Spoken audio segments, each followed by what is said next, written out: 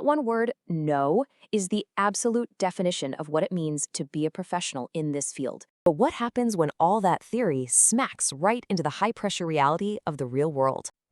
Let's look at a real-life scenario that shows you exactly what is on the line. All right, picture this. A technician is doing maintenance at an airline and finds an ice shield on the fuselage, a really important part, has some pretty bad impact damage. The book says you gotta replace it.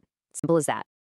So the technician does exactly what they're supposed to do and removes the damaged part. But then, boom, problem. The inventory system was wrong. There's no replacement part in stock. In that plane, it has a gate full of passengers and a departure time that is getting closer by the second. The pressure is on big time.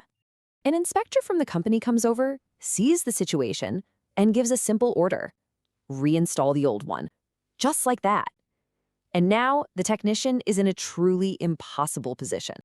See, here's the heart of it. There is a fundamental rule in aviation maintenance. Once you remove a part for being damaged, it is officially considered unairworthy. You cannot, under any circumstances, just put it back on the plane. The technician knows this is a straight-up violation of the safety regulations.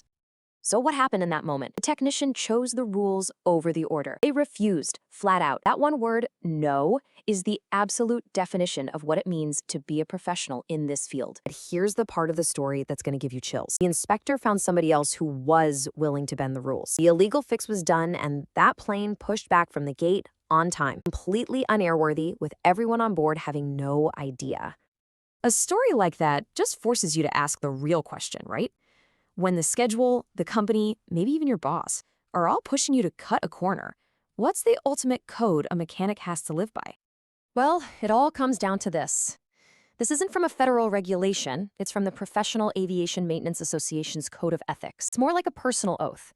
It says, "The safety and lives of others are dependent on my skill and judgment. Therefore, I shall never knowingly subject others to risks which I would not be willing to assume for myself or those who are dear to me." That, right there, is what it really takes to be a gatekeeper of the sky.